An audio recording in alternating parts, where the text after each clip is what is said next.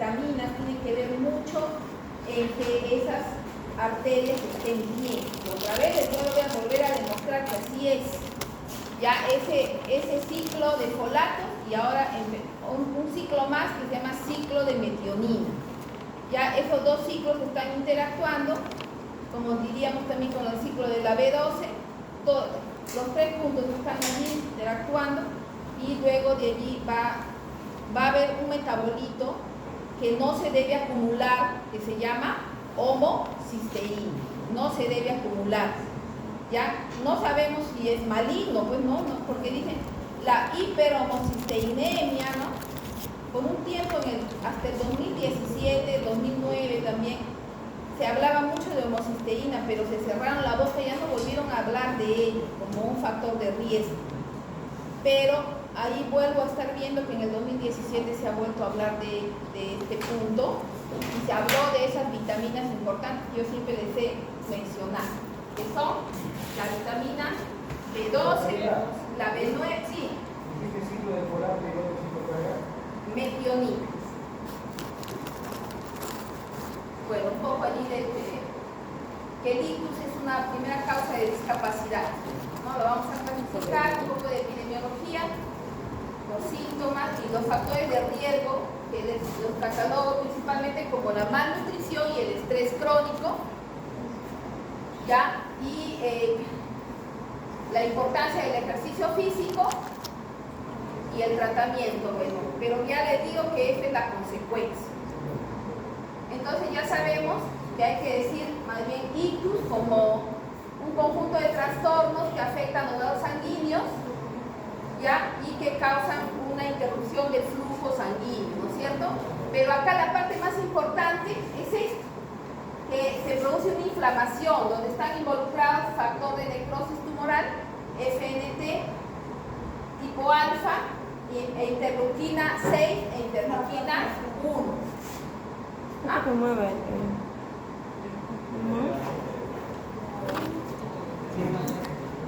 A ver, ábrete.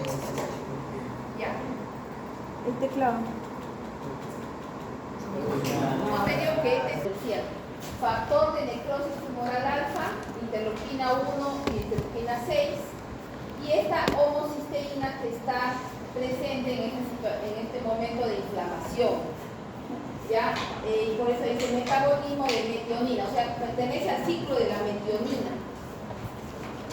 Entonces tenemos procesos inflamatorios, ¿no? Se llaman cardiovasculares.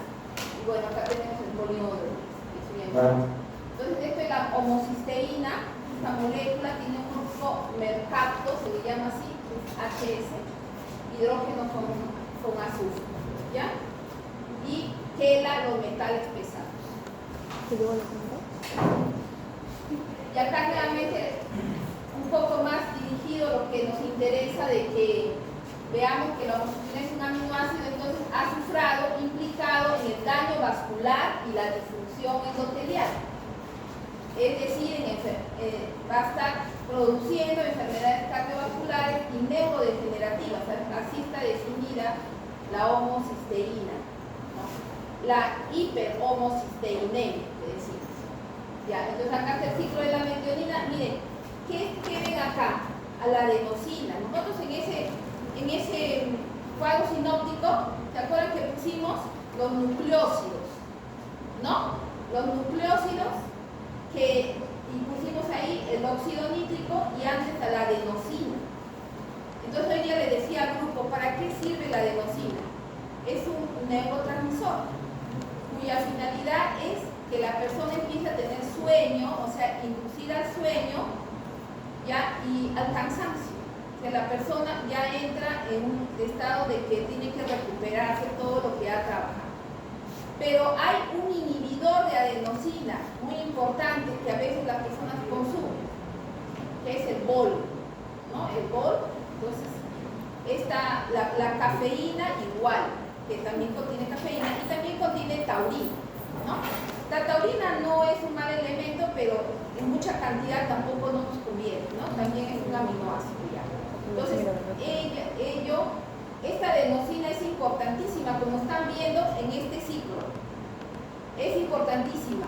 O sea, no la puedo inhibir. y la voy a tener que inhibir si estoy utilizando esta cafeína. Como hoy día que un colega dice, bueno, no importa que tome su cafecito, pero no es correcto, pues, doctores. Porque nosotros cuando ya el organismo dice, quiero descansar porque ya estudié bastante y estoy demasiado exhausto, o estoy trabajando intensamente, ¿no? Entonces para eso sirven los robots. O sea, en la noche en los grifos tienen que haber robots, no personas, porque las personas tienen que dormir. Ya si no, definitivamente van a tener, no un accidente, sino ya la consecuencia, se van a tener mitos, es la consecuencia, ¿ya? La consecuencia de este mal manejo que estamos diciendo. Entonces, interviene adenosina, y acá están viendo que el ciclo no tiene ni flechas porque todo el tiempo está moviéndose esto acá, y la homocisteína está como un elemento, que es, como ya hemos dicho, ¿no? Un aminoácido azufrado, que necesita la vitamina B6 para poder convertirse ya a cisteína, ¿ya? Entonces, eso es fundamental. Y ahí está la metionina, que ese sí es un aminoácido que procede de la dieta, principalmente de los frijoles. Sí, los frijoles, o sea, lentejas y todos los frijoles, ahí hay bastante metionina. Ya, entonces tenemos que consumirlos diariamente, como ustedes pueden observar. Ya, acá también está el folato. Ya, que traído folato va a proveer de un metilo y tiene que intervenir la vitamina B. Entonces yo también ahí me río cuando dicen, no, pero que no se necesita ácido fólico con vitamina B2, solamente la B12. Si todo el tiempo se necesita ambos, ¿por qué vamos a decir que no hay que dar la vitamina, no hay que dar fólico, sino vitamina B12 o depende de? No, está mal, porque tienen que ser los dos. ¿Ya? Y dicho sea de paso, les digo, doctores, hoy día, por ejemplo, no sé, ya el grupo no veo, creo que a nadie acá, pero hoy día un paciente, Wilson, que es enfermo de enfermedad renal, joven, ya empezó a tener movimientos así involuntarios y problemas, un romper positivo, ¿no? Es decir, que su cerebro se intoxicó en el momento que arrasaron con qué vitaminas, con esto, arrasaron con la vitamina. Cada vez que uno se le hace un recambio a la persona, ¿no? Por la enfermedad renal, como que es la diálisis, en ese momento se arrasan con todas las vitaminas. Ajá, usted estaba, ¿no? Lo vio al paciente Wilson, medio joven. No llegó a ver porque no te ha tocado, ya listo. Ya, tengo que ver. Hermes ha hecho un video, le voy a pedir que tiene que mostrar, ya para que usted vea. ¿Dónde está Hermes? Hermes muestra. No está Hermes, no está. Ya, listo. Entonces, por favor, no se olviden la importancia. Ya no es que tenga un tumor en el cerebro, no, sino que la intoxicación inmediatamente va a ir a hígado, a cerebro y al riñón. ¿Ya? Va la intoxicación. El hecho de que no estoy manteniendo las vitaminas que son necesarias para estos ciclos, folato y metionina. Y acá de nuevo, ¿no? La misma idea, pero acá por ejemplo, un poquito más de información que es la transsulfuración, así se llama este proceso, ¿no? Interviene la vitamina B6. Fíjate que la vitamina B6 interviene en dos momentos, ¿no? Acá con el metilfolato, vitamina B6, y acá para convertir a cisteína también vitamina B6. O sea que la vitamina B6 sí o sí la tenemos que tener, sí o sí, ya sí o sí diariamente. Entonces, hay dos puntos también importantes. Las mutaciones en las enzimas responsables del metabolismo de la cistationa, beta, sintetasa y la 5,10 metil tetrahidrofolato reductasa. Bueno, son dos enzimas que pueden, sus genes, que la forman diariamente, porque ya saben que hay un cambio, o sea, tenemos al ADN, ¿no? Que tiene la información para formar las proteínas a través del ARN, ¿no es cierto? Eso es diario, pero pueden mutar. Ya sé que ya no vamos a tener una enzima normal, entonces vamos a tener más homocisteinemia. ya debido a esas mutaciones en el momento de producir estas enzimas. ¿Ya? Y también el otro importante son las deficiencias nutricionales, que hemos dicho que el principal acá es la enfermedad renal y lógicamente una persona que no coma o que esté con alcoholismo, ¿no? O que sea un niño que no está comiendo bien diariamente, ¿no? Entonces, con las vitaminas implicadas en estos ciclos, ¿no? Entonces, acá está el metabolismo de la homocisteína. Es una vía de remetilación de la metionina y otra de transsulfuración de la homocisteína, ¿no? Regulada por enzimas. Esta enzima que es la S-adenosilmetionina. Entonces, lo que quiero demostrarles es que existe todo esto, que en donde he puesto los rojitos es que ustedes deben recordar, ¿no? Para no estar hablando más de un poco raros, de las palabritas un poco raras. Otro punto acá. Por otra parte, la cisteína, ¿no? Porque ustedes dicen, ya, termina en cisteína, ¿qué cosa más ocurre? Puede convertirse en taurina. La cisteína, o sea que la taurina no es tan mala, ¿no?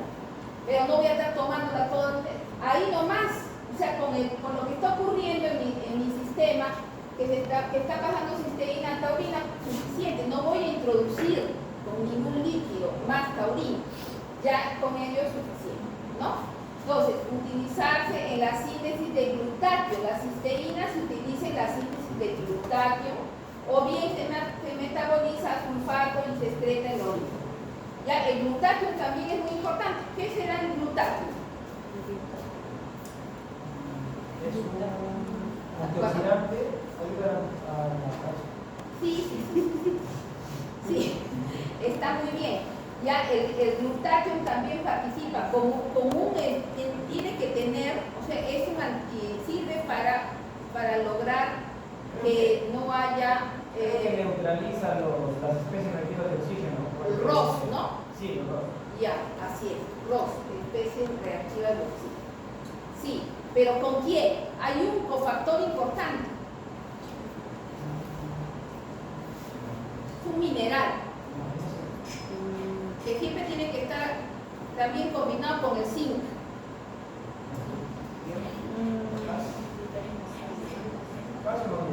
No es ni calcio ni magnesio. Ya, dentro de un ratito ya lo ya, por favor. Ajá, te digo en un ratito, ¿ya? Entonces, la homocisteína, que es la forma como se pone en siglas, puede aceptar un grupo metilo y reconvertirse a metionina. ¿Ya? En este proceso el donante del metilo puede ser la 5-metil tetrahidrofolate o la betaína, ¿no? En el primer caso, la reacción es catalizada por metionina sintetasa, que es la MS, la vitamina B12 actúa como una coenzima y se genera metionina y tetrahidrofolate. Con el selenio, doctora, dice. Ahí está, correcto. El selenio. ¿Ya? Y el selenio no puede vivir sin el zinc. O sea que si yo introduzco selenio, tengo que poner zinc. ¿Ya? Y el selenio está justamente, es un cofactor para tener glutano. ¿Ya? Entonces también es otro mineral importante que a veces no lo consumimos. Siempre están estos minerales en los frutos secos. Por ejemplo, acá tenemos el pan de árbol, que es barato y podemos consumirlo. ¿Ya? Entonces el pan de árbol. Muy bien, entonces. Ya, la betaína es un producto de oxidación de la colina. O sea que la colina, ¿te acuerdas de la colina que tiene que estar en las membranas celulares? Cuando tú escuches la palabra colina, membranas celulares. ¿Ya? Y la betaína también la necesito allí. Cuando el metilo es cedido por la betaína, producto de oxidación de la colina. O sea que la betaína se está utilizando, además de para formar la membrana, ya la estoy utilizando, dice, cuando el metilo es cedido por la betaína. ¿Qué significará eso? Que la betaína está dando un metilo. ¿Y para qué es la metilación? En todo orden de cosas, ¿la metilación para qué es? Para formar ADN. ¿Ya? La metilación es más que para formarlo, para tornar un ADN adecuado a lo que estoy necesitando. ¿Ya? O sea, para reconformar el ADN. Para eso metilo. ¿Ya? La metilación del ADN. La metilación del ADN. ¿Correcto? Entonces también participa la betaína. Metilación del ADN. Ya. Entonces, otro concepto importante. Dice el estrés del retículo endoplasmático. Miren ustedes que cuando hay hiperhomocisteinemia, ¿no? Vamos a tener, significa que hay un estrés del retículo endoplasmático. ¿Para qué sirve el retículo endoplasmático?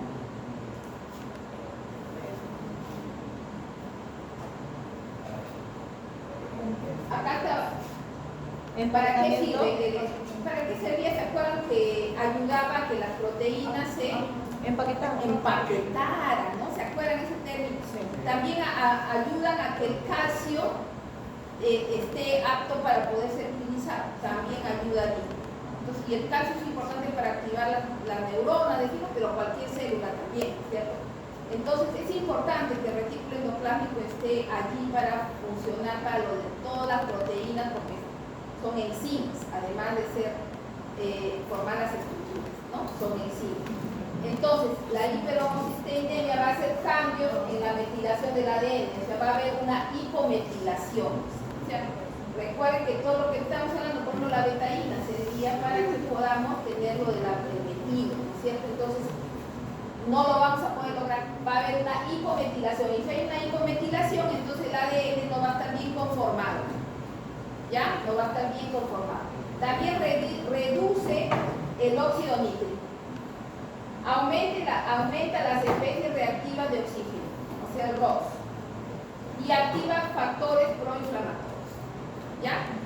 Todo eso ocurre respecto a al llamado estrés del retículo endoplasmático en una hiperhomocisteinemia. O sea, ya como se dice, las bases moleculares de todo lo que está ocurriendo dentro de la célula. O sea, llega ya el concepto hasta lo del retículo endoplasmático, ¿no? Cuando hay hiperhomocisteinemia. Acá está el retículo endoplasmático, tal cual es. Cuando lo dibujamos también se ve bien bonito como unos repliegues, ¿no? Entonces teníamos dos tipos de retículos, ¿no? El rugoso, que siempre nos acordamos porque ahí están los ribosomas, ¿se acuerdan? ¿No? Que sirven para poder conformar los aminoácidos en orden para formar una enzima o una proteína que necesito formar, ¿no? Y ese retículo liso, que es principalmente el que estamos mencionando, en general más parece que fuera el liso, que carece de ribosoma y se encarga de síntesis de lípidos para las membranas celulares, almacenamiento de calcio y desintoxicación. Así lo menciona. ¿Ya? Así lo menciona. Entonces nos va a proveer del calcio intracelular. Nos va a proveer del calcio intracelular y nos va a desintoxicar el retículo endoplasmático, más que nada liso, porque el otro forma las proteínas, ¿no? Ayuda a formar las proteínas a través de los ribosomas, ¿ya? Así que eso también es muy importante. Entonces dice, induce respuesta a proteína desplegada, induce respuesta a proteína, así lo menciona en la literatura. Ya induce estrés en el retículo endoplasmático y por tanto induce una respuesta a proteína desplegada.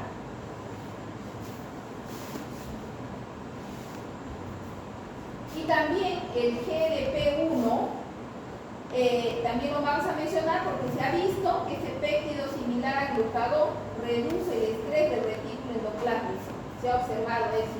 Y con ello mejora el plegamiento de las proteínas, ¿no? Que es una de las importantes funciones que siempre hemos conocido del retículo endoplasmático. Y con ello se puede mejorar, dice, la disfunción endotelial. Con ello podemos mejorar. O sea que sería como un medicamento, si ustedes le quieren llamar, ese análogo GDP1, que es el efecto similar al glucagón. Eso no observado. Pero en vez de hacer eso, ¿por qué no hago lo de las vitaminas? Mira, ¿cómo voy a yo estar haciendo lo del análogo GDP? Si con las vitaminas es suficiente. ¿No? Entonces se ponen a buscar por otro lado. Yo no sé por qué, seguramente porque quieren venderlo. ¿Qué más va a hacer? Ya, entonces, síndrome metabólico. el síndrome metabólico? Estado de inflamación crónica, ¿no? Que incrementa el riesgo, de enfermedad cardiovascular y diabetes mellitus, ¿no? ¿Por qué lo traigo a colación? Porque nos va a decir pues estos 4 elementos que son fundamentales para yo, ahí sí, digo yo, prevenir de alguna manera el ictus, ¿no? Prevenir la enfermedad cerebrovascular, ¿ya? Que no tenga yo una obesidad distribuida centralmente, que no tenga este gordito, ¿no? La lipidemia aterogénica caracterizada por triglicéridos elevados y alta y los lipoproteínas, o sea, el HDL disminuido, ¿ya? La presión arterial elevada y la resistencia insulina. Esos 4 elementos apréndanselo porque es el síndrome metabólico. Con ello yo puedo decir que en cualquier momento voy a tener un ictus, en cualquier momento voy a tener un infarto cardíaco, ¿no? Porque las coronarias van a estar alteradas o las carótidas van a estar alteradas con ateromas. Entonces dice, este conjunto de factores altamente interrelacionados parece aumentar el riesgo del individuo de padecer enfermedad vascular a todo nivel, ya a todo nivel, al promover el desarrollo de la enfermedad vascular arteriosclerótica y la diabetes mellitus tipo 2. Así lo menciona la literatura. Pero acá que estamos viendo, ¿no? Que siempre tenemos los gorditos, pero bueno, creo que no, acá creo que tampoco nos gorditos esta persona. Pero fíjense cómo definitivamente al hacer más ejercicio y al comer comíamos siempre más frutos secos, ¿no? Las personas caminábamos mucho, entonces estábamos perfectos consiguiendo este Homo sapiens sapiens.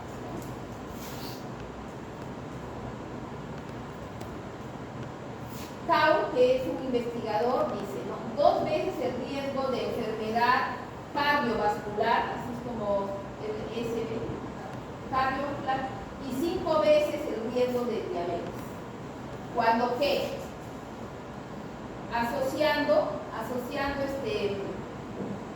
este estilo de vida, calidad nutricional y sedentarismo, ya, ellos 3 dicen así, ¿no?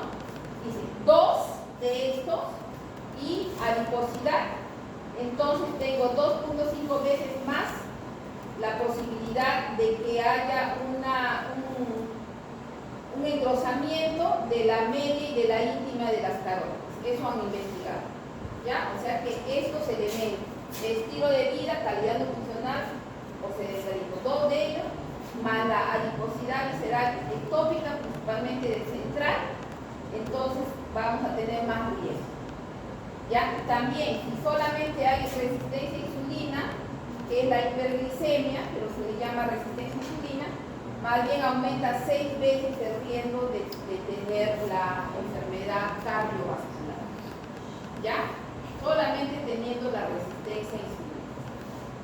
Y eso lo ha mencionado en un documento de epidemiología del 2017, ¿no? De ciencia. ¿Ya? Entonces, comparando, ¿no? La adiposidad con estos 3 elementos. Esos son los estudios de esta manera que se realizan, ¿ya?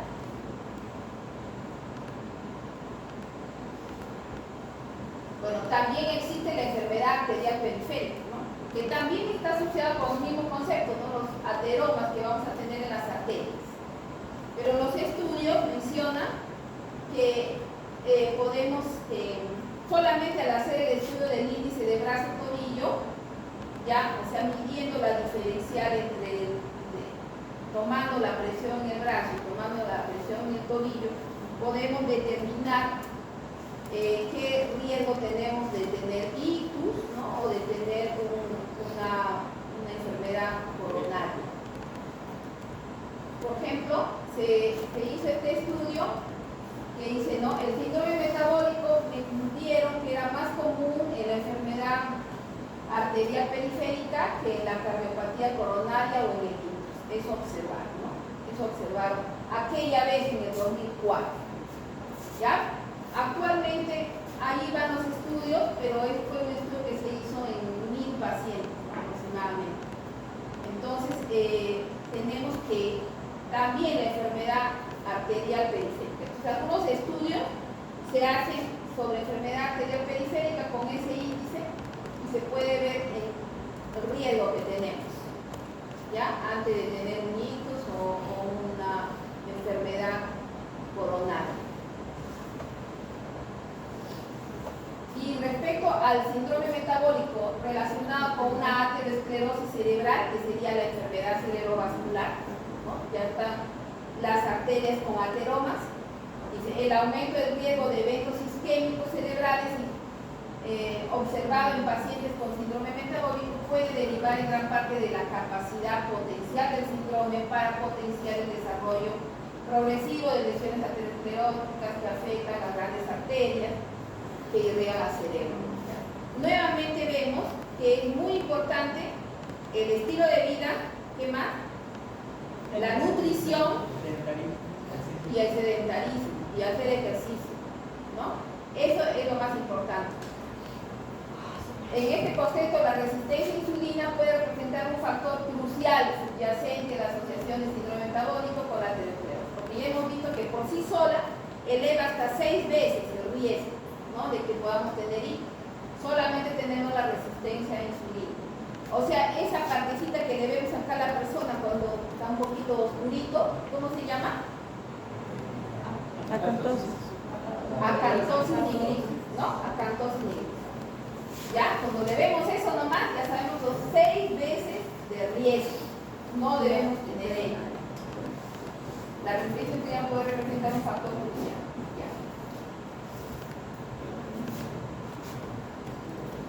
Protrombóticos. Efecto. La palabra proaterotrombótico es un estado inflamatorio crónico, ¿no? Y el sistema fibrinolítico y el endotelio vascular, ¿no? Un sistema fibrinolítico que tenemos y proaterotrombótico. Bueno, acá hay unas palabritas un poco difíciles, pero lo que yo nos traje un poco esto es que son nuevos estudios, pero tampoco es tan nuevo esto, pero lo traje como estudios nuevos porque es unas moléculas y sinceramente no las reconozco tan bien, pero hablan de siempre que hay que bajar la resistencia a insulina, ¿no? No debe haber resistencia a insulina, ¿ya? Ese es el punto clave que nosotros están buscando los targets, o sea, los receptores adecuados para poder evitar este problema, ¿ya?, de resistencia a insulina, porque ahí han visto que se ha elevado más el riesgo. Y allí sí les he puesto ahí que es un receptor, ya han encontrado ese receptor. Dice, la activación de los receptores PAR, ¿no? PAR actúa sobre diversas vías de señalización metabólica inflamatoria en el síndrome metabólico. PAR regula la expresión de genes diana para el metabolismo lipídico y adipocinas como la adiponectina, la resistina y la RPB4. PAR también inhibe la expresión de mediadores inflamatorios al interferir en la actividad de factores de transcripción como factor nuclear KP o AP-, ¿no? Es decir, entonces siguen haciendo los estudios ya para tratar de disminuir la resistencia a insulina. Acá también dice PAR causa remodelación mitocondrial y un mayor gasto energético. ¿Ya? Entonces, ahí, ese receptor PAR es el que se ha estado estudiando. Y este índice es una medición que compara la presión arterial a nivel del tobillo con la del brazo, ¿no? Hemos dicho, pero también tiene que ir acompañado de un Doppler. Ahí sí no lo tenemos con facilidad, ¿no es cierto? Tenemos que hacer acá esta detección de la presión arterial a nivel del brazo y lo comparamos con la del tobillo, con la arteria peria y la arteria tibial posterior. Y lo hacemos diferencial. Y detección del flujo sanguíneo a través del ultrasonido.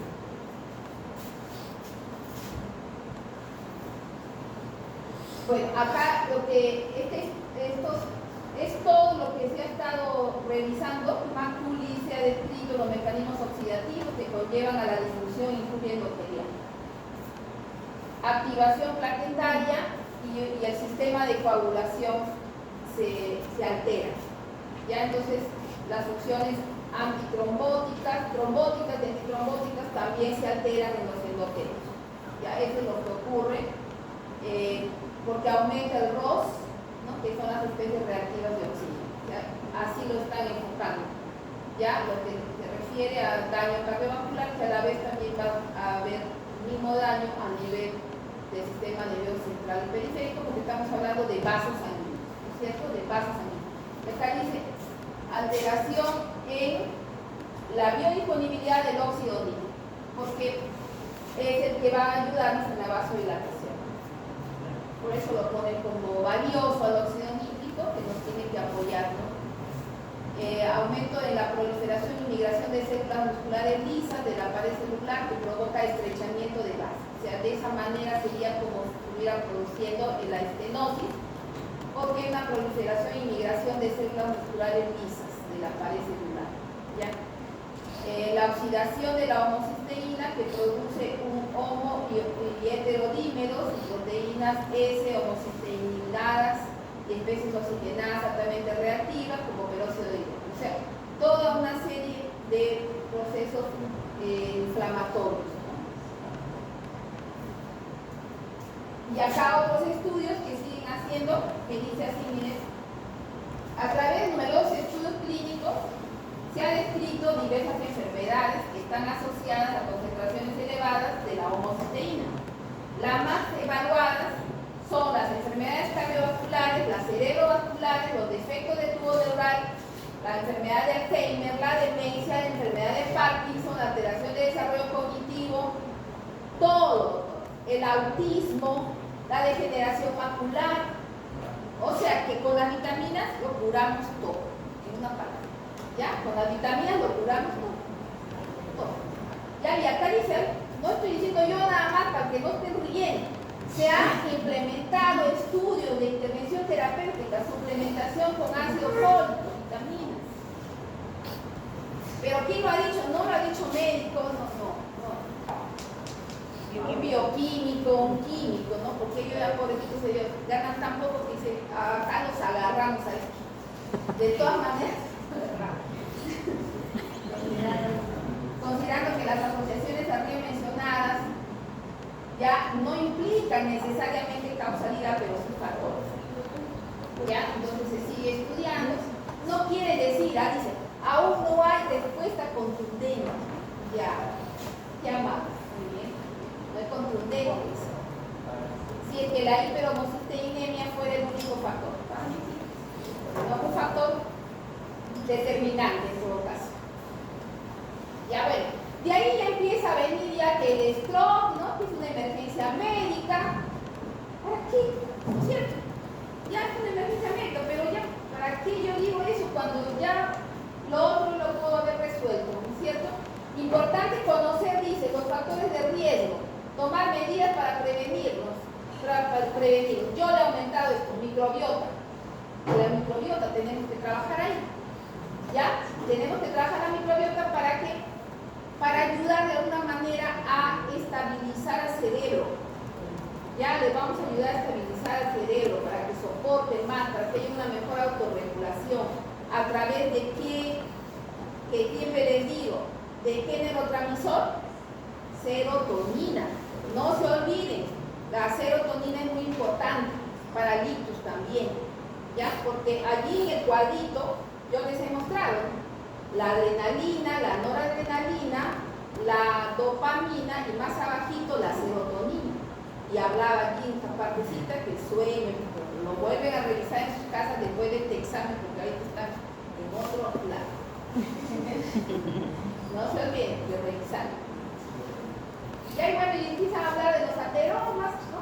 Lesión básica que es la placa de ateroma con fuerza. Aquí no se envuelven como tontos, ¿no? Aquí no se envuelven. Ya si quieres esta palabrita, de ahí si quieres buscar más, busca, pues, pero si no ya sabes que ya así es. Así que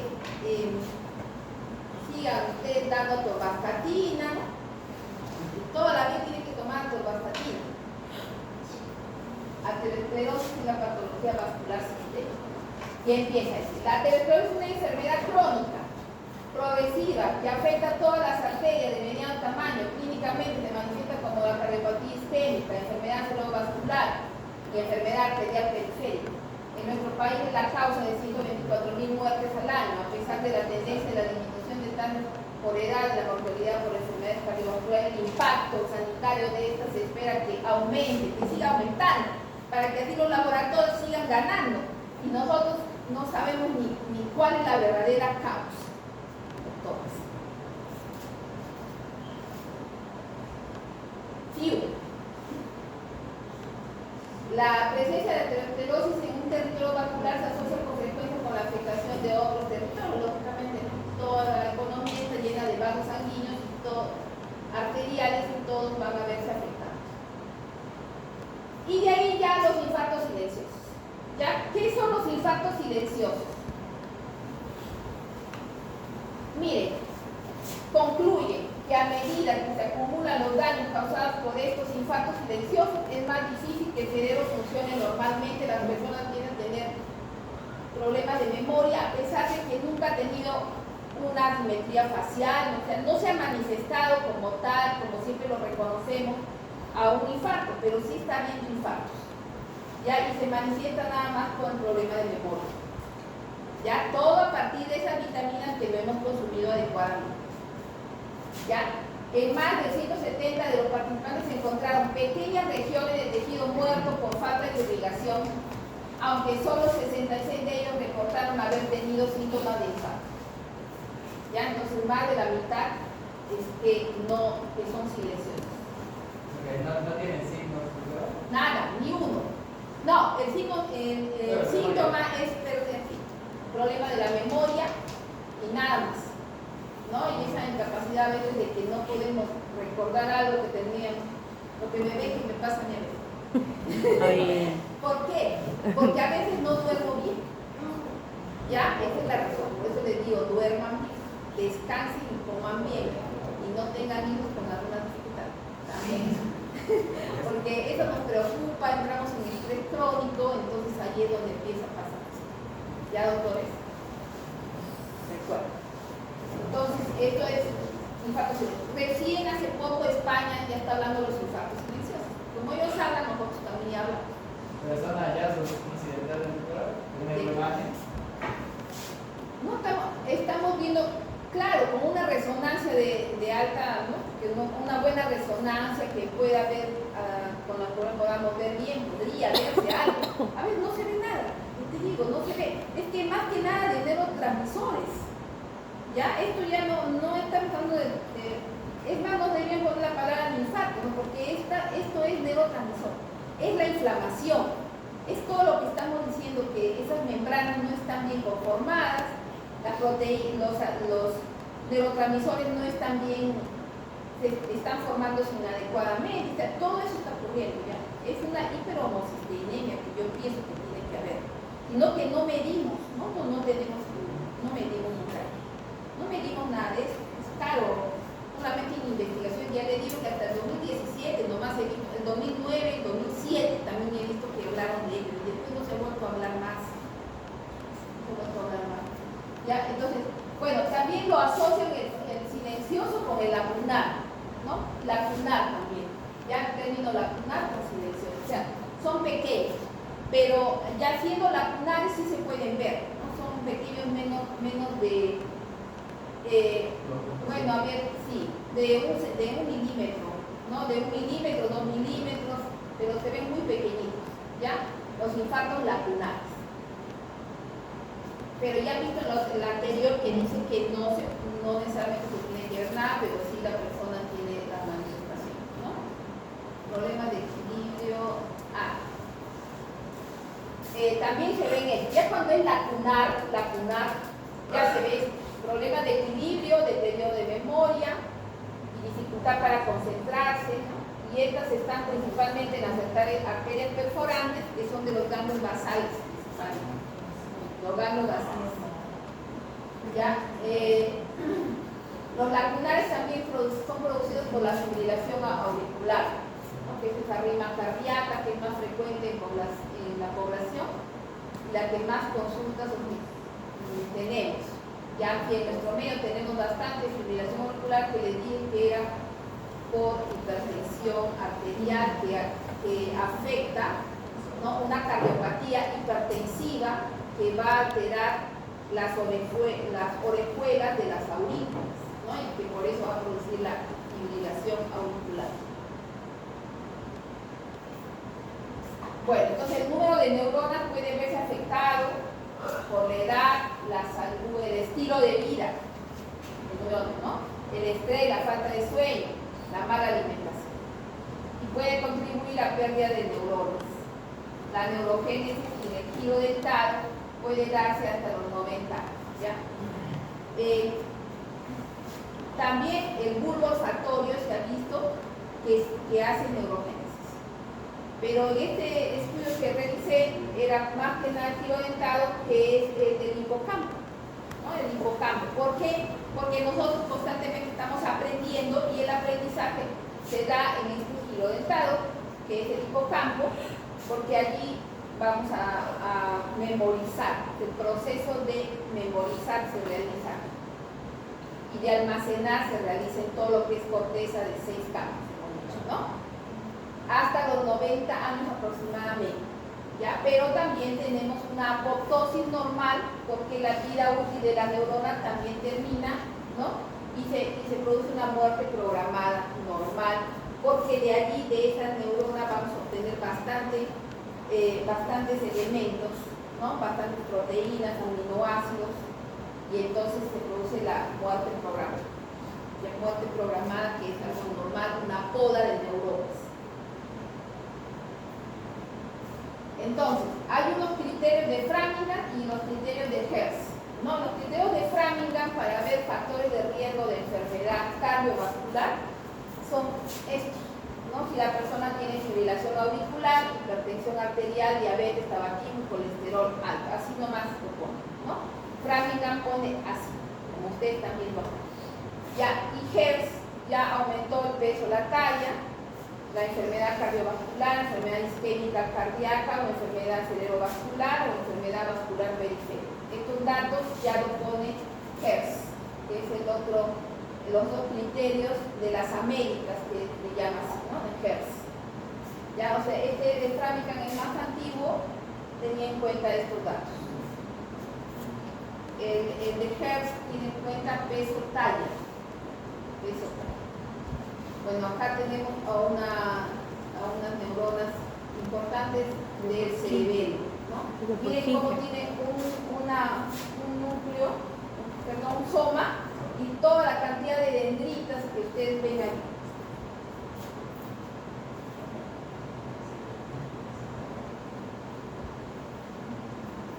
Ya, y el astrocito, como siempre, que siempre lo mencionamos por su importancia, ¿no? Tiene un soporte estructural, metabólico y funcional.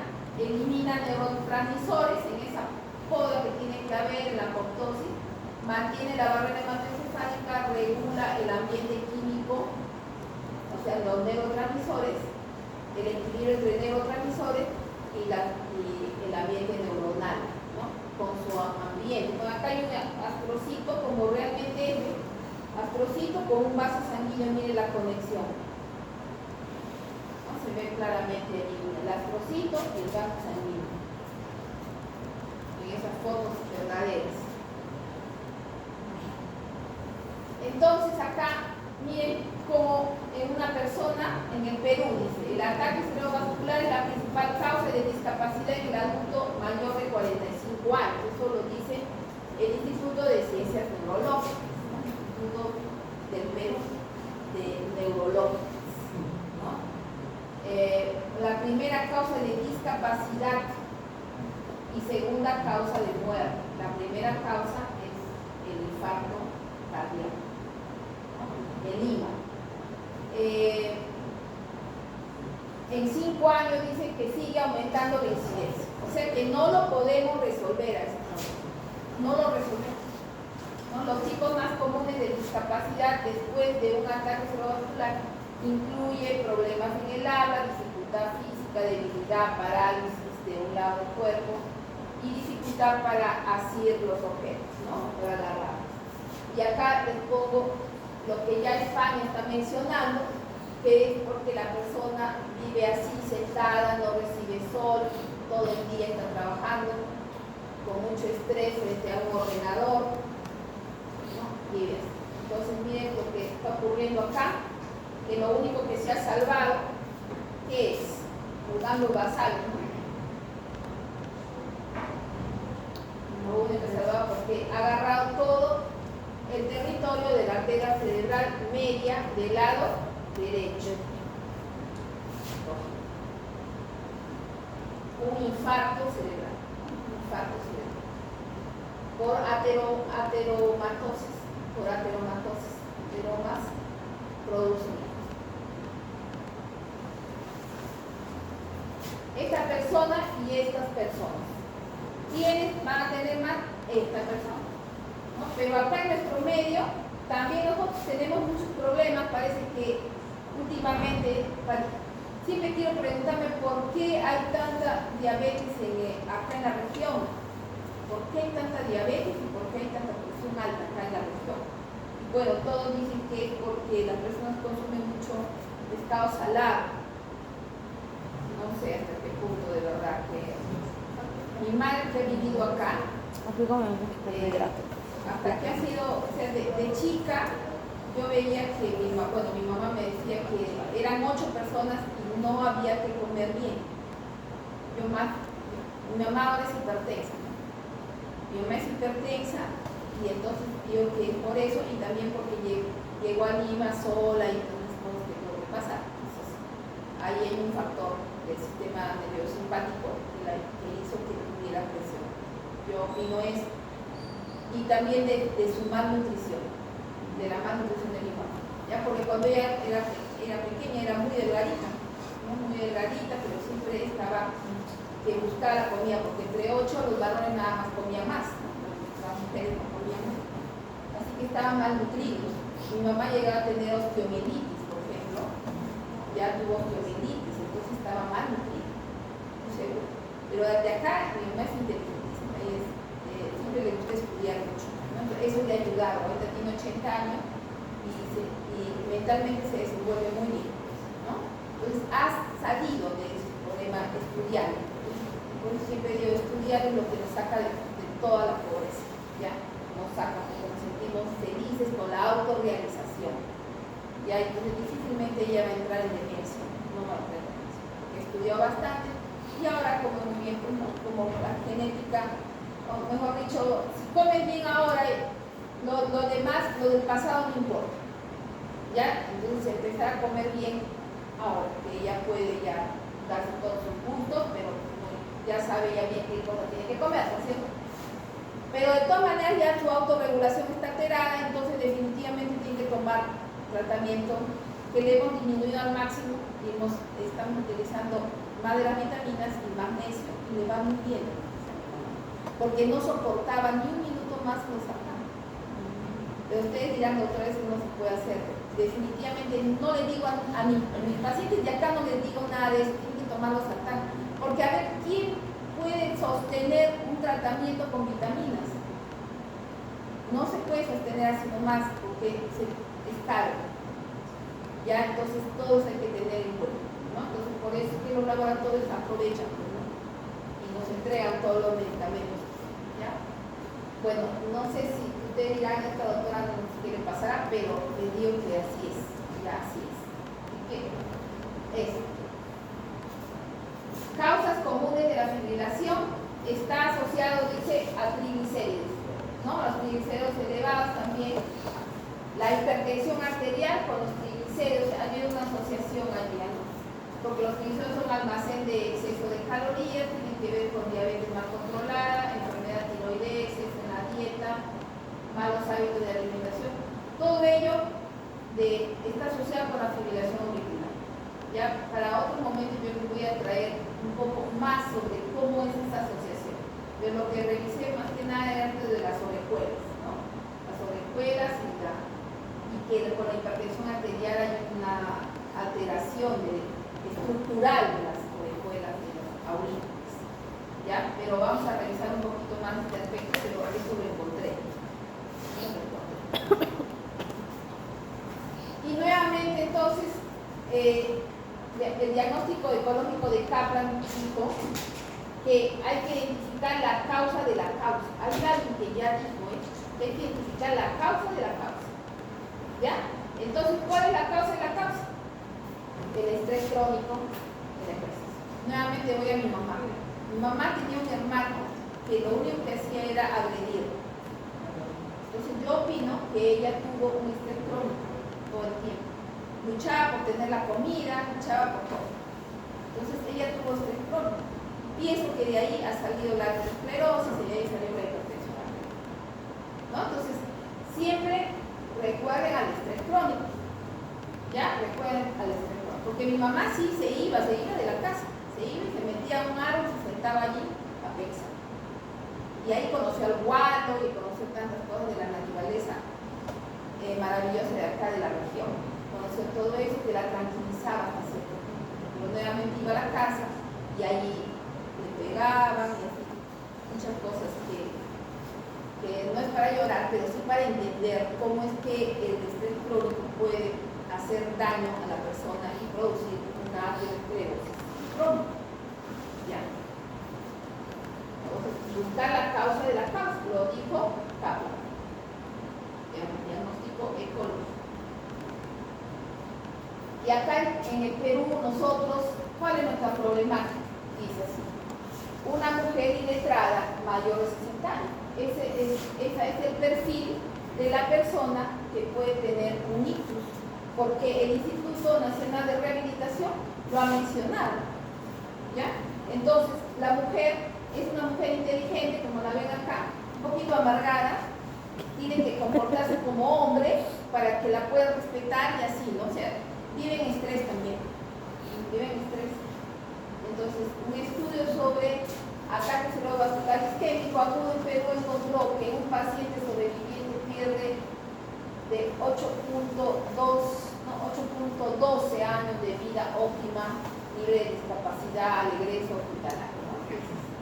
¿Cuántos años de vida, con calidad de vida perdemos después de tener un evento cerebrovascular? En 2023, la revista Herediana. Ya, bueno, entonces acá tenemos un poco de lo que ya en el hospital trabajamos, ¿no? El ictus hay isquémico, hemorrágico. En el tipo isquémico tenemos el ataque isquémico transitorio y el infarto, ¿no es cierto?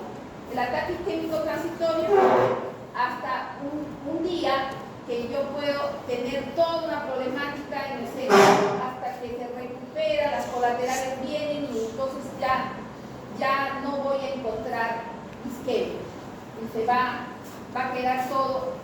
O sea, en un primer momento puede haber asimetría, puede haber hemiparesia, todo, pero de ahí al día siguiente, 24 horas como máximo, significó que yo tengo muchas colaterales que me han ayudado a salir del ataque isquémico, o sea, que ya no se produjo un infarto. ¿Ya? Eso es lo que significa ataque isquémico transitorio. Se da en personas que han hecho mucho ejercicio físico, mencionaban, porque a más ejercicio físico, dicen, lógicamente no extenuante, ¿no? Regular, la persona va a tener más colaterales, entonces se va a librar del problema del infarto. ¿Ya?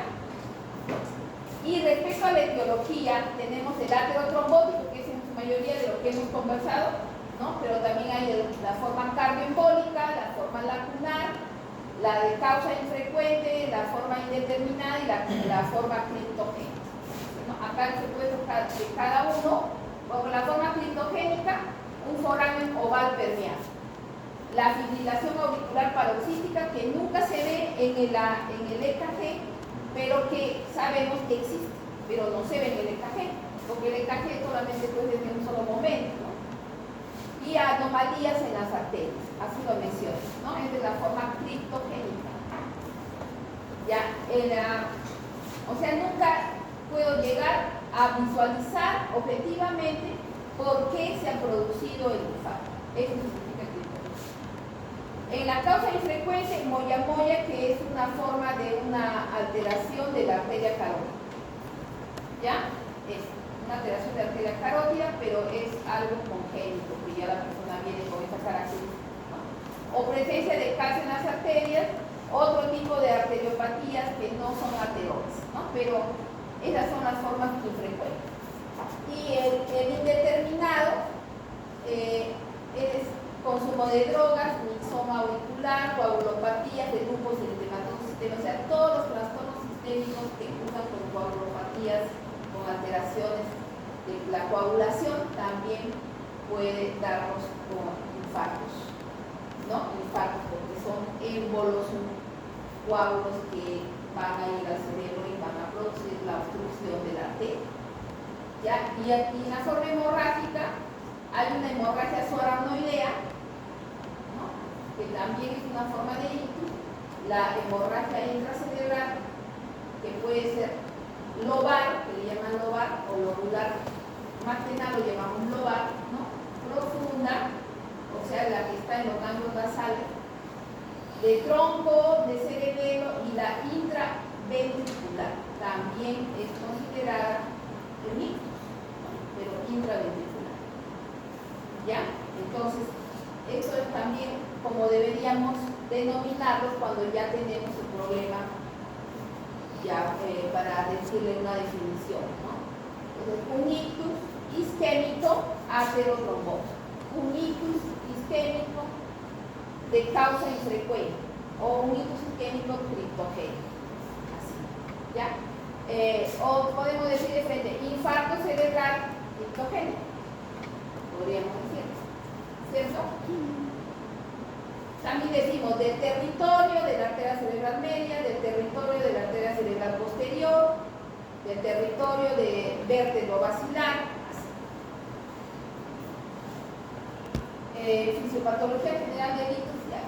Aquí empieza también algo interesante porque dice, ¿no? La fisiopatología de ictus comienza con la disminución del flujo sanguíneo porque como lleva oxígeno y glucosa es importante para la neurona, ¿no? Entonces son sustratos energéticos esenciales para el funcionamiento neuronal.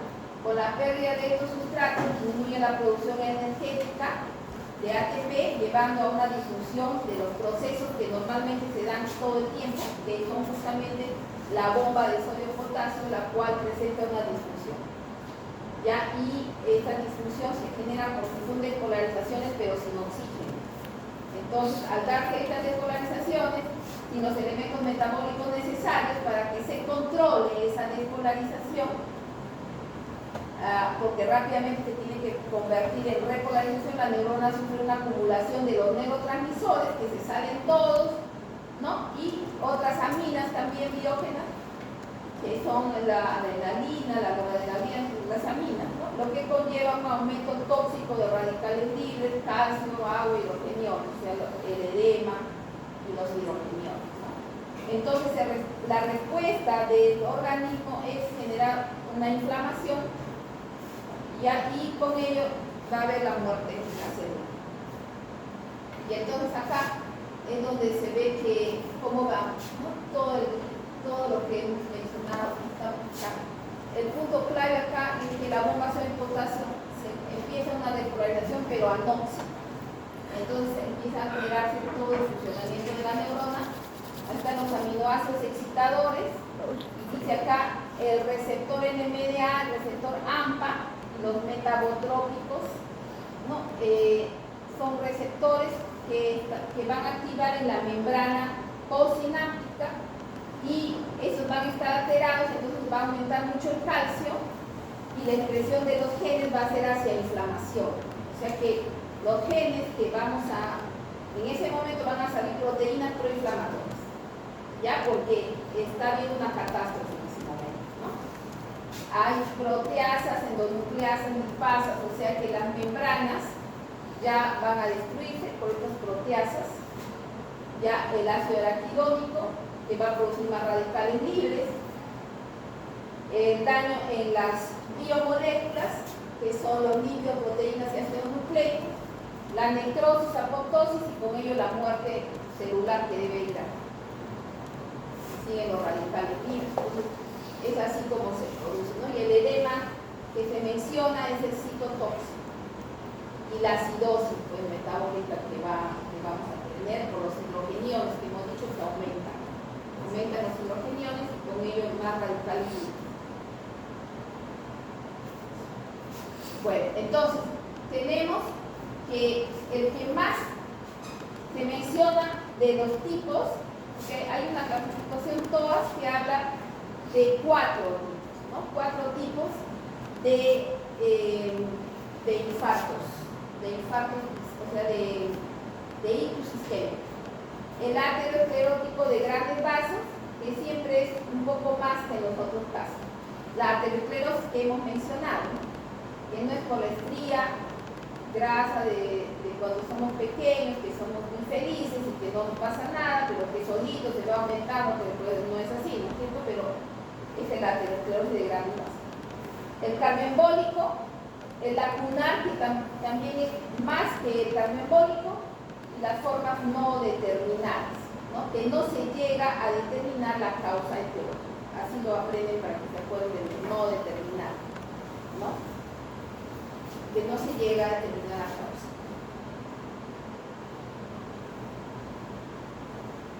Y que los años de vida ajustados por discapacidad son altos, ¿no? Por paciente 7.73 para aterosclerótico, 10 para de formas no determinadas, o sea, realmente son altos, ¿no? Son altos estos años de vida con discapacidad.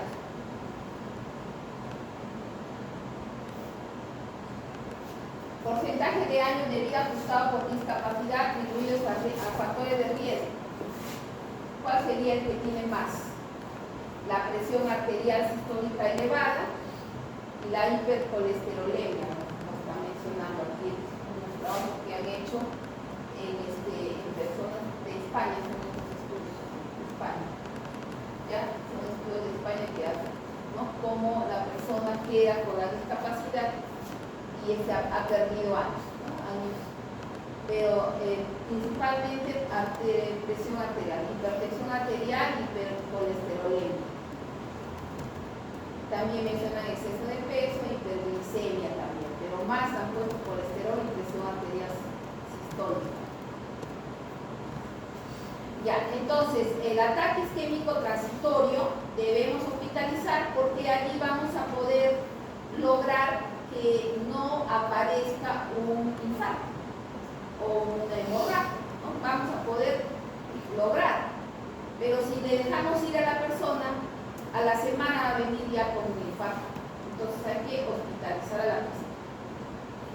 Ya hay que hospitalizar para darle la orientación. O si hay otro centro donde puede recibir toda la información y hacer los estudios en esa persona, porque de repente es un no determinado, ¿no? O sea que no se puede saber, o sea que tiene que estudiar más, de repente es un lupus, o de repente es una fibrilación auricular paroxística. Entonces hay que estudiar a ese paciente porque ya tiene un ataque isquémico transitorio. Ya entonces hay que hacer eso. Bueno, cuando tenemos una cefalea intensa, la peor que hemos tenido en toda la vida, la de forma, ¿cómo se llama esa forma? Como un rayo que viene, como un trueno, ya 10/10, es porque allí debe estar pasando una ruptura de una arteria, ya, una ruptura de arteria, y esa, ¿dónde se rompe la arteria? Entonces nos acordamos del polígono de Willis, de las cisternas que están allí. Las cisternas están llenas de líquido cefalorraquídeo y allí está el polígono de Willis, ¿no? El polígono se rompe una de las arterias y aparece este problema, ¿no? Entonces se produce una hemorragia subaracnoidea, ya, subaracnoidea. Doctora, Ajá. se llama ese cefalea en trueno. El trueno, sí, por ejemplo, se ha hecho como un rayo de trueno, ¿no es cierto?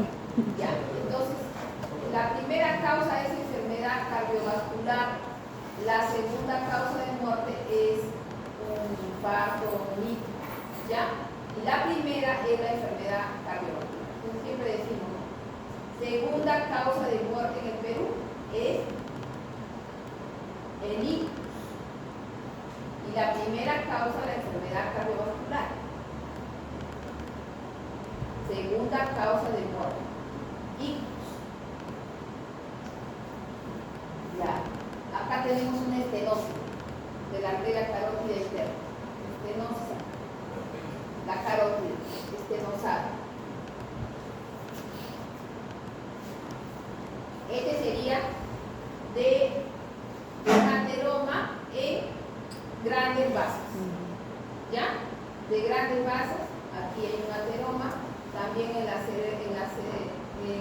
polígono de Willis, también es de grandes vasos. Ateromas allí arriba y acá también ateromas. Pueden haber las carótidas. Y allí sale un émbolo que se va al cerebro, ¿no? Sale un émbolo de la carótida. Y acá, por ejemplo, en esta persona, infartos lacunares por doquier. Hay muchos infartos acá.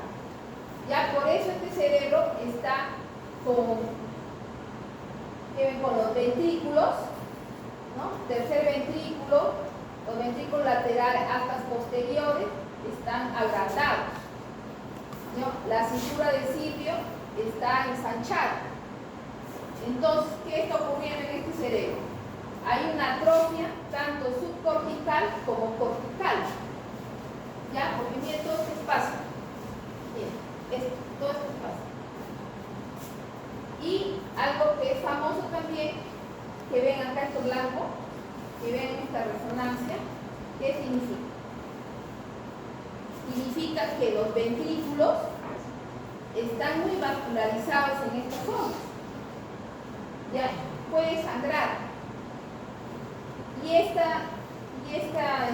signo significa que están con isquemia crónica. Ya, isquemia constante. Tiene un nombre este signo. A ver. ¿Qué nombre tiene?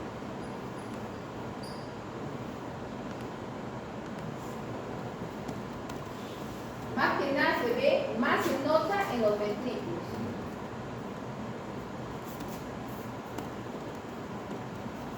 Porque son las zonas más vascularizadas, los ventrículos en esta parte están muy vascularizados y puede haber hemorragia.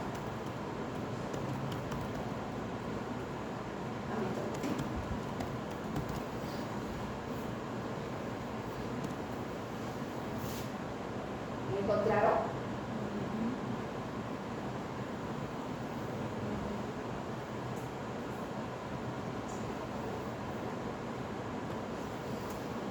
Ahorita lo decimos. Imagen compatible con infarto lacunar reciente, ganglio basal derecho, con microangiopatía crónica, que también puede existir. Aparte de que tenemos que estas zonas son muy vascularizadas y que ahí hay muchos vasos, y estos vasos están siempre en isquemia, también existe otra patología que se llama microangiopatía crónica. Microangiopatía, o sea que los vasos, ¿no? Los vasitos, todos estos vasos, acá hay muchos vasos sanguíneos, todos ellos pueden estar con estas alteraciones. ¿Ya? También se llama microangiopatía, le dicen también amiloide, microangiopatía amiloide. ¿Ya? Entonces, esto se llama leucoaraiosis. Leucoaraiosis. Se van a acordar por leuco, que significa blanco. Ya de ahí se van a acordar. Leucoaraiosis. ¿Ya? Y la microangiopatía también amiloide, que también es conocida, y que va a producir una atrofia subcortical principalmente, subcortical, de estos vasos que están aquí, que son los vasos que de esas dendritas que estábamos diciendo, que hay muchas dendritas, ya ahí hay bastantes vasos. Esas son la microangiopatía que estamos mencionando, de esos que vimos dos neuronas, ¿no? Y muchas dendritas. Ya, tras un ictus isquémico o un ataque isquémico transitorio con evidencia de aterosclerosis, los pacientes con un nivel objetivo de colesterol LDL inferior a 60 por decilitro presentaron un menor riesgo de evento cardiovascular posterior, ya que ellos con un rango ya de 90. ¿Ya? O sea que aquí se ha estudiado más el LDL y se ve que a más LDL, más posibilidad de que la persona vuelva a tener, ¿no?, eventos cardiovasculares en general, ¿no?, y eventos isquémicos cerebrales, ¿ya? Eso se ve, o sea, el estudio del LDL. Entonces, bueno, acá le estoy poniendo que no hace sedentarismo, por favor. No sé cómo hacemos esto. Yo quisiera estar viniendo con mi bicicleta. Yo un tiempo manejaba bicicleta, doctores, te lo juro que no estaba así. Estaba requete bien. Requete bien estaba. ¿Ya? Se puede lograr. Quiero lograrlo. Espero que lo pueda lograr. Bicicleta. Mira, les dije que me va re bien la bicicleta, ¿no? Por unos receptores GLUT4. No olvides de las piernas. Y acá una mujer que logra su autorrealización. Yo aprendí a escribir a los 78 años y es feliz, mira que se ve bien rejuvenecida, ¿ya? Y todo depende, pues no importa la edad, entonces logramos aprender y nos sentimos felices y ya la homocisteína está contenta, todo está bien relajado, entonces se logra. Pero lo logró al 78, no importa. Igual mi madre también logró todo, siempre lo logró todo. Ya, vivió difícil, pero lo logra todo. Y dijo, voy a estudiar otra carrera para no tener que estar con el Estado. Entonces dejó de trabajar en el Hospital Santa Rosa y ahora tiene pacientes. ¿Ves?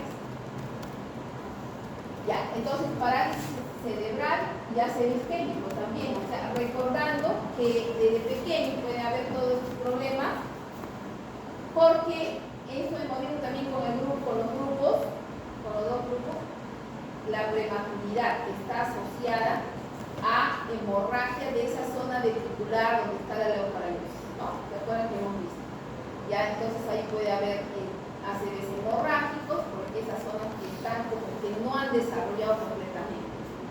No han desarrollado, no hay buena migración de las neuronas, porque de ahí migran las neuronas. Las neuronas migran de esa zona periventricular, donde hay bastante vascularización, y ahí migran a la corteza.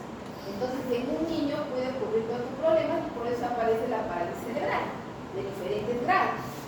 Ya, y lógicamente si hay infecciones ya peor, ya como ciertas infecciones asociadas a prematuridad, infecciones en el embarazo, traumatismo durante el parto, o algún factor genético que siempre se le pregunta a sus papás, su abuelita, qué enfermedades ha tenido, de repente coagulopatía, etc. Siempre viene la persona con sus genes consanguíneos ya de familia. Pero evitar pues, que la mujer esté trabajando hasta todo el embarazo, pues doctores, debería evitarse eso. Y en otros países un año entero da de lactar tranquila. Y acá no, acá hasta máximo 3 meses. ¿O no, doctora? ¿No es cierto? Hasta un mes les dan el permiso. Ya ven cómo, pues eso es imposible. Ay, entonces te dicen, ¿y por qué quieres tener hijos? ¿Qué le importa? Uno quiere tener los etiquetes y el Estado tiene que apoyar. Acá no existe eso. No existe. En otro país sí, ¿ya? En otros países sí está existiendo eso. En España, por ejemplo, ¿no?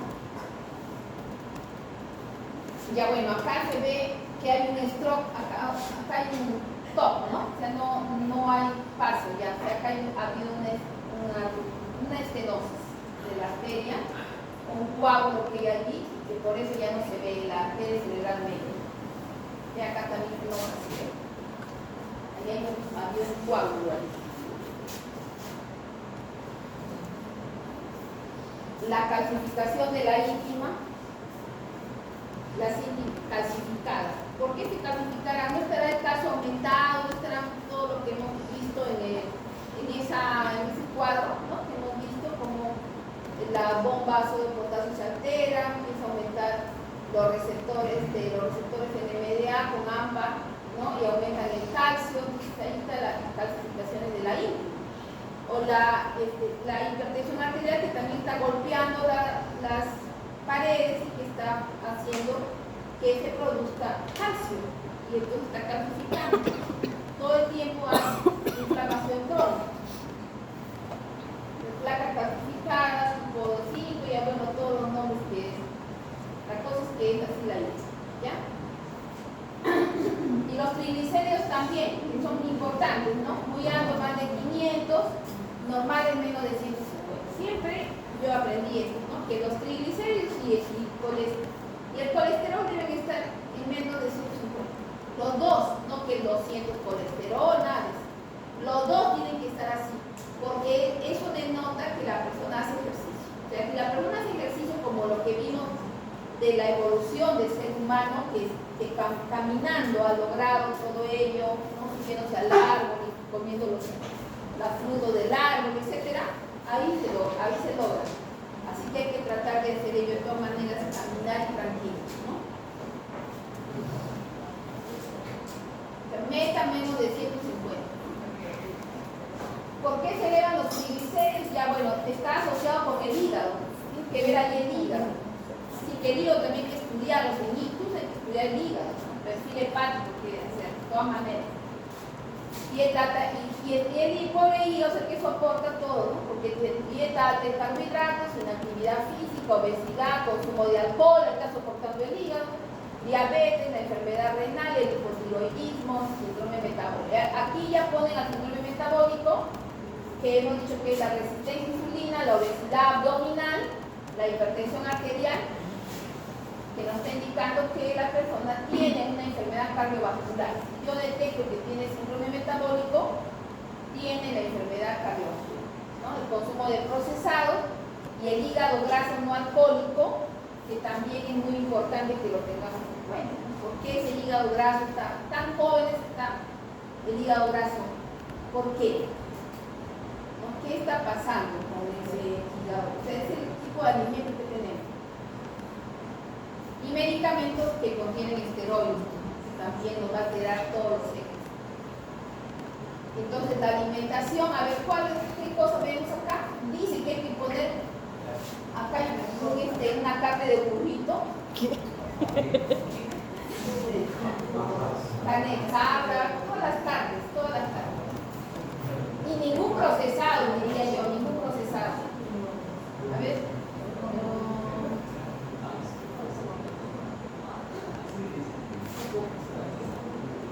¿Dónde están los frutos secos?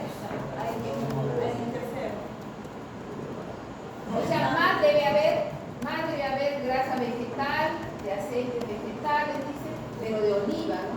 De oliva hemos dicho. Los cereales integrales, sería el arroz integral, pero mejor evitar el arroz porque por ejemplo a mí no me cae el arroz, no me va nada el arroz, me cae muy mal. Ya, bueno, cada uno también va viendo, ¿no? Qué cosa le va yendo bien, por lo que no se siente ácida la boca. Eso también es un dato, ¿no? Tú no sientes ácida la boca, te está yendo muy bien. Ese alimento es correcto para que hay que detectar cada uno qué es lo que le conviene. Pero la cosa es que en general evitar los aceites estos de soya, porque es una soya transgénica, hay que evitar todo lo que es aceite de Doctora, soya. pero también decían aceites vegetales en realidad, porque decían que el aceite de palma que hacen acá en la región dicen que también es malo. Sí, efectivamente. Bien, yo he leído bastante de que el aceite de palma se utiliza porque el ácido palmítico se utiliza en niños. He revisado eso. Voy a volver a sacar la información para poder, porque eso se tendría que dar a los niños, pero si no les hace bien, pues, es que miren, el aceite de oliva, 40 soles. Carísimo. ¿Qué es eso? No sé. Y son en envases pequeñitos nomás. Son chiquitos. Media, 150 creo. Me parece que es de 900, pero nunca he sido esos precios tan altos, demasiado altos. O sea, es una palabra, ellos quieren mantenernos con la aterosclerosis, porque nos ponen precios de 6 soles de soya, 9 soles de limón y nos mandan con 40 soles de oliva.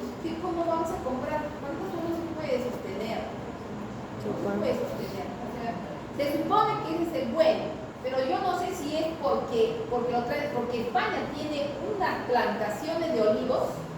España tiene unas plantaciones de olivos, de ahí vienen, y de acá no sé si viene de Ica, ¿no? Porque ahí también hay bastante olivo. No sé si viene pero todo es un manejo económico. Sacha Inchi, por ejemplo, yo siempre les he hablado de Sacha Inchi. pero también anda menos carito, pero es menos caro que el otro, ¿no? Que el de oliva. Entonces, a ver, la chainchi de repente, es de acá de la región, y es prensado en frío, es decir, que no lo hierve, ¿ya? El prensado en frío sí es prensado en frío, así se llama ese aceite, que va a mantener todos los ácidos grasos polisaturados. Bueno, acá está lo de riesgo cardiovascular, ¿no? Fragmenta. Edad, sexo, fuma o no fuma, diabetes, presión sistólica, diastólica, el HDL, LDL, colesterol total, triglicéridos, LDL, ¿no? Ya tiene en cuenta estos factores, ya tiene en cuenta todo ello. Diabetes está considerado directamente riesgo, o sea, solamente por diabetes se dieron cuenta que en resistencia a insulina, ya con ello estábamos fritos, porque 6 veces aumentaba el riesgo. Entonces se ha estudiado que la diabetes, pues, ¿no? Es el de más alto riesgo, ya el de más alto riesgo es tener diabetes, y al menos por resistencia a insulina ya hay que tenerlo en cuenta, ¿ya? Ni siquiera prediabetes, sino resistencia a insulina ya hay que tener en cuenta, o sea, con esta partecita que se nos pone por acá medio oscurito. Y por eso ahora se considera equivalente cardiovascular, se le dice a la diabetes y a la enfermedad renal crónica avanzada, son equivalentes cardiovasculares, ¿ya? Aquí se menciona ahora. Por sí mismo ya nos está produciendo muy alto riesgo de eventos cerebrovasculares e IMA, ¿no? Entonces, evaluar la causa del problema, todos los factores de riesgo, y bueno, hay que combinar, dice, ¿no?, la aspirina, clopidogrel, al iniciar dentro de las 24 horas, pero de un ataque isquémico transitorio, ¿ya? Y continuamos por 90 días. Eso es lo que mencionan en las guías que deberíamos utilizar, ¿no? La aspirina y clopidogrel. ¿Ya? Combinamos la terapia dual dentro de las 24 horas de ictus menor, que también se le llama a la forma lacunar, menor, o el ataque isquémico transitorio, y llevarlo por 90 días. Y de ahí ya dejar solamente con la aspirina, que es el que más se utiliza. Ya ha demostrado ser adecuado por el aspecto de la inflamación crónica que tenemos, ya que con la aspirina disminuimos esa inflamación crónica. Importante evaluar los riesgos y beneficios de la terapia antiplaquetaria, especialmente en los pacientes con riesgo de hemorragia. Lógicamente, que si tienen una gastritis, peor es que tiene úlcera, no se puede utilizar. Yo a veces digo que felicidad para que no utilice, porque no le he visto nunca que realmente haya tenido, que haya sido buena. La aspirina es de Bayer, y Bayer algo ha tratado de que la aspirina sea lo máximo, ¿sí? Entonces, los estudios dicen así, pero no creo nada de los estudios, porque yo veo los pacientes igualito vienen otra vez con el mismo problema. Y les pregunto, ¿por qué? ¿Y usted cree que sí tomaba aspirina? Sí tomaron, pero tuvo un problema de vía. Y eso fue lo que hizo que se produjera. ¿Ya? Entonces, siempre el estrés crónico por encima de todo, que estés con tratamientos. Aunque estés con tratamientos antihipertensivos también, si tú necesitas amlodipino y losartán, y solamente tomas losartán, y te viene alguien que te dice periculopalosis y te amargas, entonces por más que tengas solamente losartán, igual te va a venir el infarto. ¿Ya? Necesitarías amlodipino. Se las dos puntos para poder lograr que haya una autorregulación, ¿no? Lograr de alguna manera que haya una autorregulación cerebral, porque la has perdido la autorregulación cerebral, que era el resto de los pasos que tenemos, ¿no? De los pasos que se contraen, se relajan, esa autorregulación la hemos perdido con la hipertensión arterial no controlada en su momento, mencionamos, ¿no? También dice, en algunos casos se puede considerar terapia antiplaquetaria doble, ¿no? Lo que hemos mencionado. ¿Ya? pero se debe tener cuidado con el aumento del riesgo de sangrar. ¿Ya? La trombólisis con un medicamento que se llama Alteplase, que también nos podría ayudar, pero son cosas, como les vuelvo a insistir, que no las tenemos en la región porque los pacientes llegan muy tardíamente y se necesita tener una presión adecuada para poder hacer ese tratamiento, y nosotros siempre tenemos pacientes con hipertensión, entonces se hace muy difícil utilizar este tipo de tratamiento de trombólisis. Las estatinas siempre las utilizamos, y los antiagregantes plaquetarios, pues en este caso es la aspirina o ácido acetilsalicílico. Entonces, bueno, ¿qué hacemos? Probabilidad de que una persona tenga de sufrir un evento aterosclerótico cardiovascular durante un plazo definido, ese es el concepto de riesgo cardiovascular.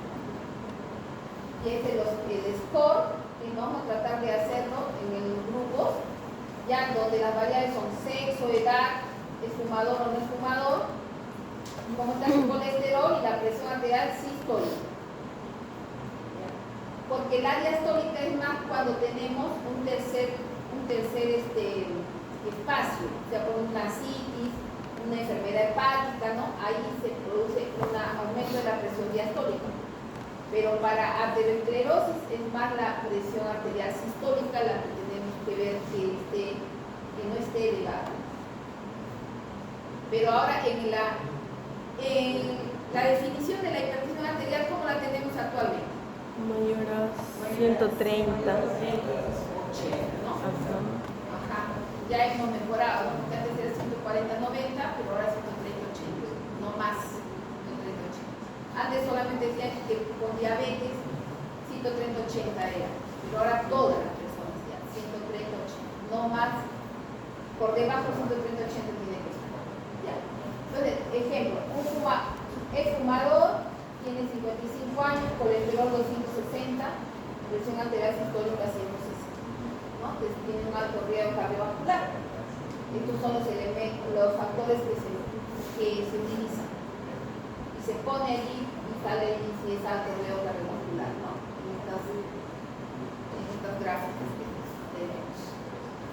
Ya, riesgo. Ahora, otros riesgos que ya he visto que sí, que lo que les estaba diciendo era correcto, que el estrés crónico nos hace mucho daño, que la desnutrición nos hace mucho daño, que nos produce ictus. Acá está bien, nivel socioeconómico bajo, es llamado riesgo emergente, o sea que recién, así como en infecciosas tenemos enfermedades emergentes, ya igualito es acá, ¿ya? Ya se han dado cuenta de que el nivel socioeconómico bajo, pues por problema de alimentación constante que tenemos, es que vamos a tener más riesgo de ictus. ¿Ya? Ahí está bien claro, por eso se puede pasar estos niños que están comiendo de la basura, que están recogiendo, quizás, bueno, no están comiendo, pero están recogiendo latas o botellas para vender, o de repente, no sé qué, estarán haciendo pobrecitos acá, ¿no?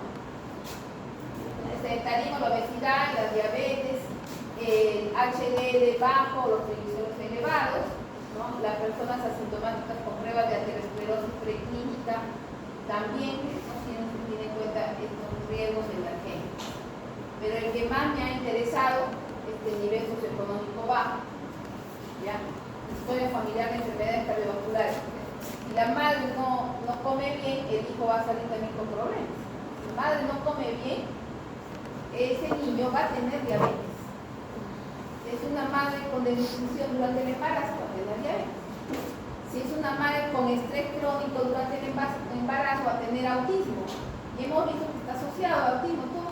Todo es la misma cosa,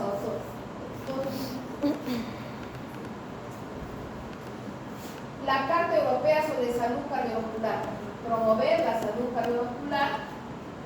Y dice, no se necesita un mayor esfuerzo en el control de los factores de riesgo cardiovascular. Factor de riesgo cardiovascular. Tanto clásicos como emergentes. Ya han dicho bien claro que tienen que tener en cuenta. Algo están diciendo, pero no dicen exactamente que te falta la vitamina, ¿no es cierto? Solamente dicen socioeconómico, personas, población con el factor socioeconómico la guía de acá del Perú, también una guía práctica clínica para diagnóstico, manejo y control de dislipidemias, complicaciones renales, oculares en las personas con diabetes. También la tenemos. Dice definición de dislipidemia, es el término usado para describir las alteraciones de lípidos, ¿no? Caracterizadas por LDL, triglicéridos altos o HDL bajo. Se establecen valores altos cuando LDL es más de 130, el colesterol total más de 200 y el triglicérido más de 150. ¿Ya? El HDL bajo, menos de 40 en varones, menos de 50 en mujeres. Los niveles óptimos de lípidos en personas con diabetes debe ser menos de 100. Con diabetes ya, lo le quieren ayudar, yo diría mejor que todos con 150, ¿no? Pero no, en este caso, para LDL específicamente tiene que ser menos de 100, porque es mucho colesterol, ¿no? Colesterol y triglicéridos menos de 150. Pero para LDL menos de 100. Y HDL, si la persona es de sexo masculino, más de 40, como ya hemos dicho, y más de, en varones, y más de 50 en mujeres, y el triglicérido menos de 150 debe mantener. Alto riesgo cardiovascular cuando LDL no sea por menos de 100, ¿no? El LDL debe ser menos de 100. ¿Por qué? Porque lo consideran el principal responsable de la placa ateromatosa, el LDL. ¿Ya? Entonces, el código ICTUS es un sistema protocolizado de actuación urgente para pacientes con sospecha de... Ellos en España siguen utilizando esta palabra que es malogra todo, porque no es un accidente, lo malogra todo. O sea, dicen una cosa bien y la otra no malogra, ¿no? Porque no pueden decir accidente. Y tendrían que decir en todo caso, se lo ponen entre paréntesis, ya. Entonces, sospecha de un ictus diseñado para minimizar el tiempo de tratamiento y mejorar el pronóstico. Se centra en la identificación temprana de los síntomas, activación rápida de los servicios de emergencia, trasladar rápidamente al paciente a un centro de unidad de ictus para recibir una atención especializada. O sea, esos centros de ictus para poder prevenir, para hacer una prevención secundaria, ¿no? O sea, para evitar inmediatamente, si hay necesidad, se hace trombólisis y ahí se actúa rápidamente. ¿Ya? El código ictus. Y ellos han hecho hasta un abecedario de ictus donde ponen allí A, B, C, con todo lo que hay que tener en cuenta para el... Por ejemplo, a ver, vamos a ver. L, lenguaje, M de mujer.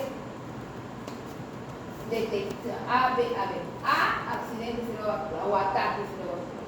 B, tener un buen abordaje. C, contaminación. Dice D, detección y así. Bueno, hacen todo lo posible para que la persona conozca más sobre ictus. Ya eso es lo que observo que están haciendo ellos. Hábitos saludables, la H y así. ¿Sí, doctores?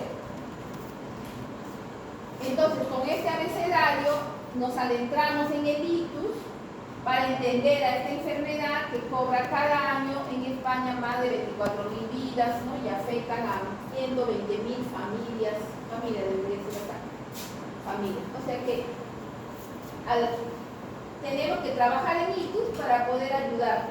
Entonces, yo nada más digo que la comida bien, vivir bien, tener los hijos y estar un año con ellos para no estar con alteraciones en las madres, ¿no?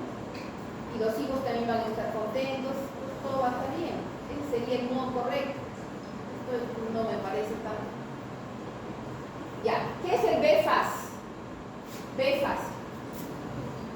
Un modo de poder acordarse, ¿no? de cómo tenemos que ver un paciente, por ejemplo, que esté presentando un desbalance, o sea, está como ellos dicen, no mareado, está con mareo, el mareo es por isquemia y el vértigo ya es que está viendo una lesión, ¿ya? Mareo, isquemia y vértigo ya que está viendo algún problema en el cerebelo, por ejemplo, ¿no? Entonces, B de balance. Hay de los, ¿no es cierto? ¿No? Que la persona tiene una visión borrosa en un momento o una visión doble, impropia, puede ser. Face, que tiene la simetría. Arms, que tiene problema con el brazo, que está más caído, ¿no? Speech, que no puede hablarnos. y que tenemos que ir rápidamente al centro, ¿no? Que el tiempo es oro, que el cerebro es tiempo, que el tiempo es cerebro, ¿no? A menor tiempo, más cerebro vamos a preservar. Entonces ese es el BFAS. Y el algoritmo de diagnóstico por imágenes en el código ITUS es que, bueno, actuemos en menos de 4.5 horas de evolución con una TAC simple, sin contraste, y ya si es de 4.5 a 8 horas de evolución, utilicemos una resonancia magnética, y si no se sabe que, porque se despertó, ya está con la alteración, se llama ictus de despertar, y no sabemos exactamente cuánto tiempo ha pasado, ¿no? En este caso también resonancia. Igual también una isquemia vertebrovascular de menos de 4 horas de clínica, que más que nada en vertebrovascular, ¿qué vamos a encontrar? Estamos viendo que cerebelo, principalmente, o trastorno de conciencia, ¿no? Porque ahí está subiendo ya el SARA, sistema reticular activador ascendente. Entonces, en este tipo de isquemia vertebrovascular, ¿qué observaríamos? Un trastorno de conciencia, ¿no? Y vértigo.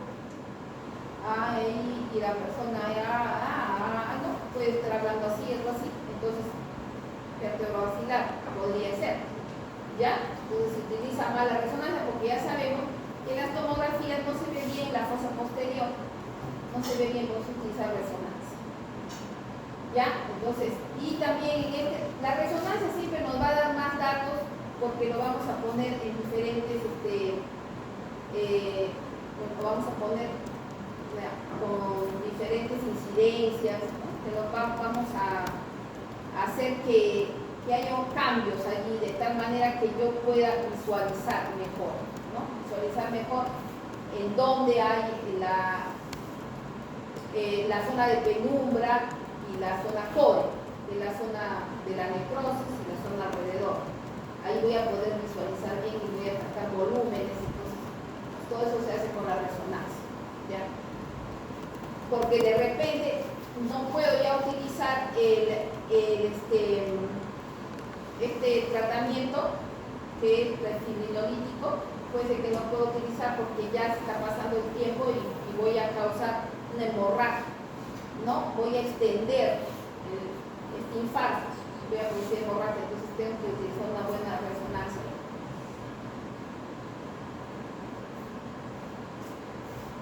Hay lo que llamamos tiempo de tránsito medio, que es la diferencia de tiempo entre la entrada arterial y salida venosa, y así diferentes formas de poder ver. Flujo sanguíneo cerebral, volumen de sangre por unidad de tejido cerebral por minuto, normal de 50 a 60 mililitros por minuto por 100 gramos de tejido. Y así, todas esas mediciones se puede hacer con la resonancia. Ya, entonces hay que utilizarla para ver, como les he dicho, del core y de la penumbra.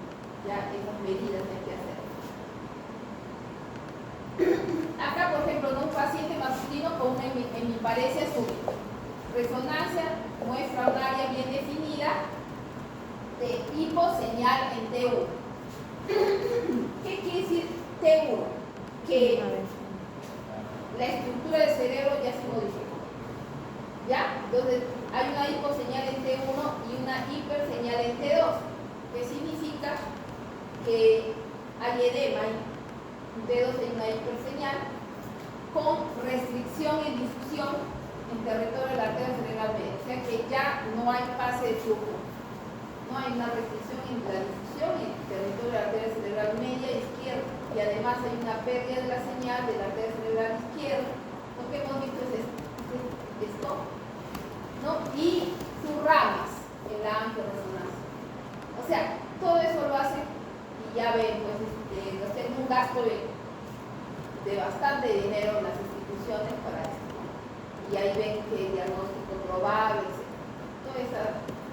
Y yo no lo veo demasiado necesario para hacer tanto de esos exámenes. Todo lo haríamos solamente con la prevención, evitaríamos tantas cosas, ¿no? Entonces, acá que encontramos que es un infarto isquémico agudo en territorio de la arteria cerebral. ¿Cierto? Y